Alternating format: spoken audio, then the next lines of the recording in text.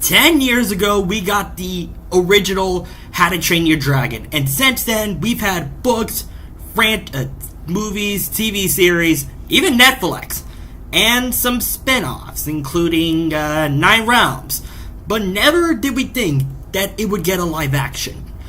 Disney made some decent ones like Beauty and the Beast, Aladdin, and then some tougher to rank ones like Lion King and then the prequel Mufasa. But today, on June 13th, we got the live action How to Train Your Dragon. And today, I've said before, I am not alone. Now, I have a very special guest. It's not anyone else you've seen on the channel, but I mentioned in Reveal Thyself, my Pokemon Dragon amigo. Hey, what is up, guys? Force Major Productions here. As you guys may know, me and Garrett have done collabs on my channel before, where Garrett has his very own character. In fact, he was one of the originals to do so. I believe you were the 4th person to have their own character on the channel after myself, Evan, and Andrew. Yep, that's right, folks. We got my boy Phoenix on the channel. So, we both seen the How to Train Your Dragon film, and today we are going to review it. Honestly, just... Now, Phoenix, go first. Now, I personally had a lot of doubts about the remake, especially when I heard it was going to be live action, because most of the time, live action remakes of animated films are not as good as original. But I was happy to say that I was wrong about this remake. It more than lived up to the original. You got that right, Phoenix. This film was absolutely insane. So, we might go into a little spoiler warning, but it's mostly going to be spoiler... Actually, we're going to do both spoiler-free and then a spoiler review, because holy crap, this film was amazing. So... That's putting it lightly. Yeah. You got that right, Phoenix. This film set the standard for live-action films, and Disney definitely had some decent ones in the past, like I said before, but honestly, it was crazy. Starting off with the cast, let's get it out of the way. Gerard Butler coming back. Yeah, the legacy legend as Stoic the Fast, from being a voice actor to actually playing the legendary Viking himself in live-action remake. Perfect casting. Agreed. I gotta say, it was incredible to see Gerard back, and I gotta say, he looked amazing as Stoic. Then again, it was gonna be obvious, because... And then we got the rest of the cast is new. So for Hiccup, we had Mason Thames. Honestly, I kinda liked his portrayal. I really loved Mason's portrayal on Hiccup. And of course, Nicole Parker, everyone doubted her because she looked nothing like Astrid, that she was going to do a terrible job, but she was by far one of the best new actors to come for the remake, and I honestly can't wait to see how her and the others do it for the second film. I gotta agree. I was a little worried about the hate that she was getting, but when the movie came out, she blew it away. And then we had, of course, Gabriel Howell as Snotloud Jorgensen, Julian Dennison as Fishleg Zingerman. Yeah. Not loud, oi, oi, oi! There it is! And then we also have, as I said, Julian Dennison as Fishling Ingerman, Harry Trevelyan as Toughnut, and Bronwyn James as Roughnut. Yeah, also, can we just talk about the fact that Astrid wasn't the only character who looked nothing like the animated version. Both Fishlegs and Roughnut were completely different as well, but no one mentioned that. I'm kind of surprised no one thought of that. Julian did look a little similar to Fishlegs. I will give him. He did do well, but Bronwyn and the animated live-action Roughnut, those two were the most different. I mean, come on. But I gotta say, it was a nice touch. Yeah, definitely. And now let's get on to the dragons. First up... Oh, you first? Of course, Toothless was completely nailed. It looked exactly like the Toothless we got from the animated original. Agreed. Toothless was just... they had to keep the OG dragon the same. But then there's, some unique ones, like the Deadly Natter. That one kind of shocked me. They kept a little bit different. But I still liked her design. Yeah. And then the one that I think changed Stormfly is a great dragon. A great Stormfly. And then there was Hook Fang, who looked terrifyingly beastly. Yeah. It was... A couple of my friends, including Dora, even mentioned that the fight between Hook Fang and Toothless was actually way better in the remake than it was in the original, and I don't agree. Yeah, a lot of scenes were definitely kept in and either modified or, like, increased. Like, there was one scene in the original film that was was changed. It was the dragon imp, but it was turned to him sneezing, which was hilarious to see them sneezing. Yeah.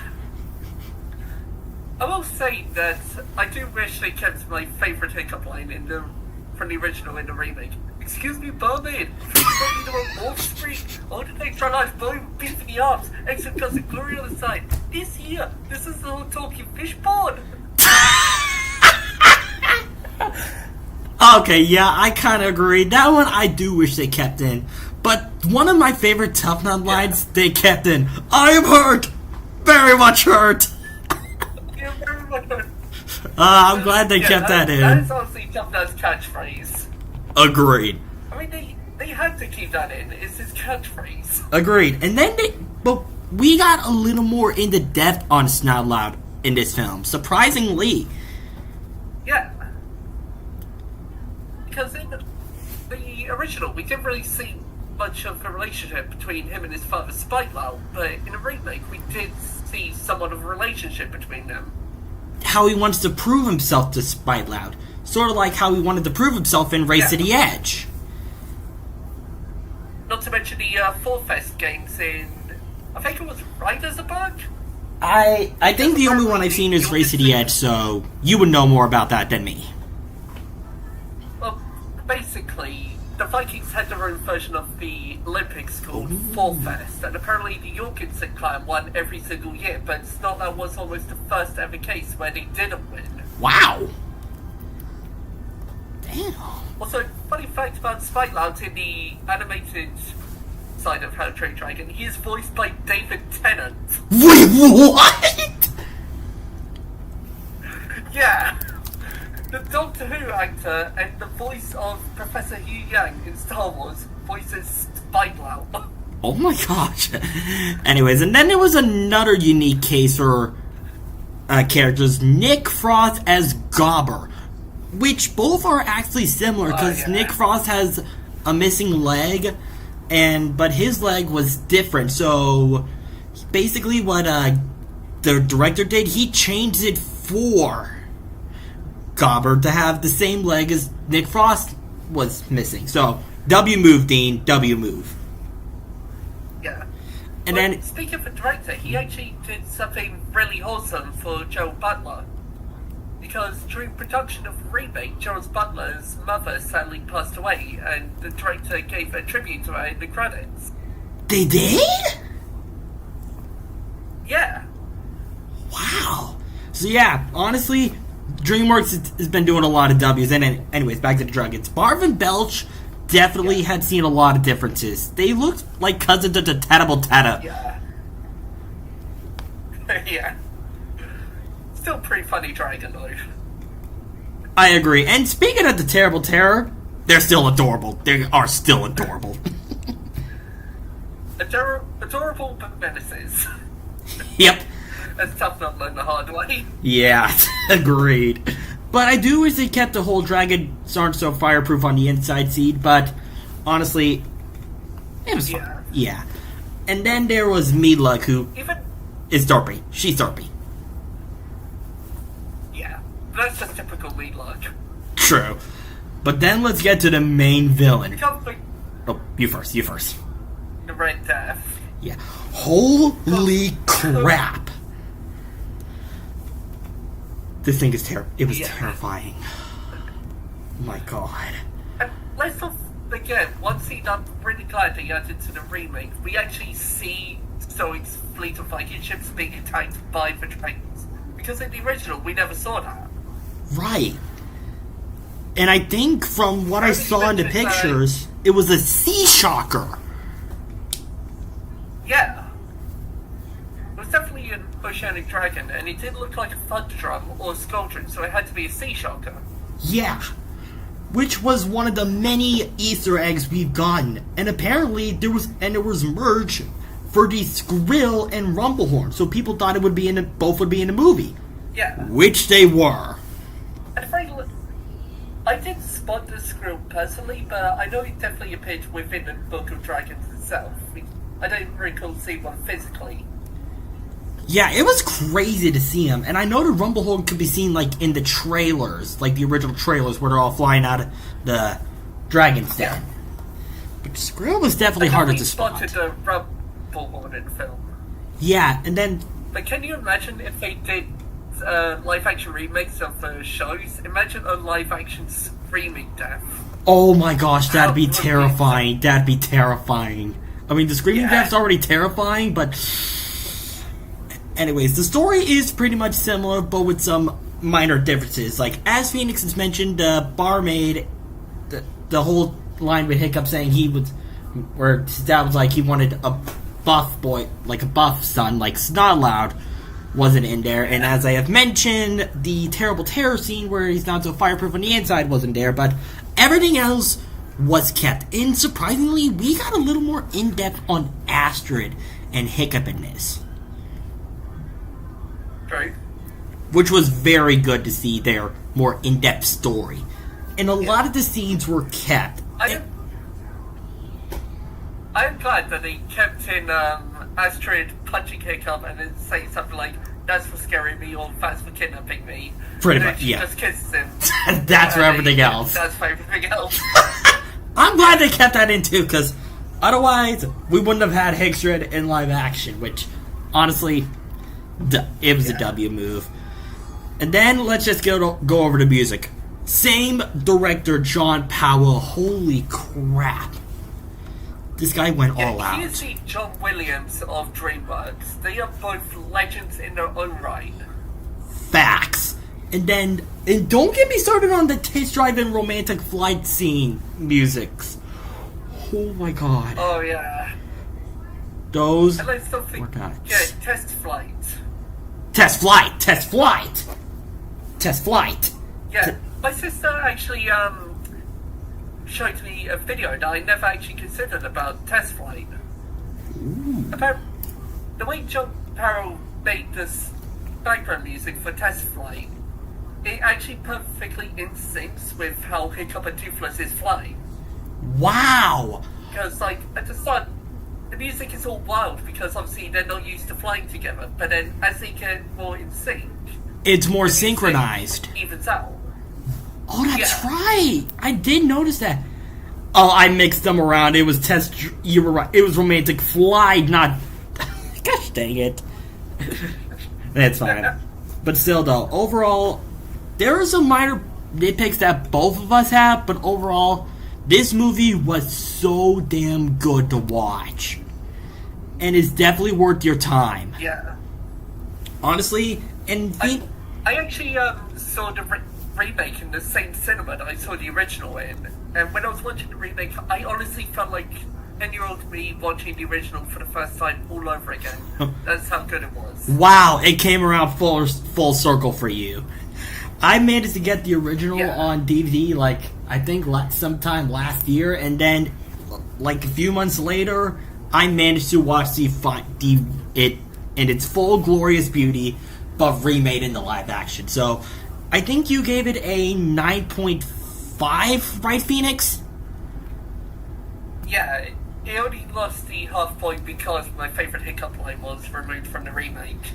I will agree. It did lose some points when I saw that, but after things just went beautifully, Sonic the Hedgehog 3 just got knocked down.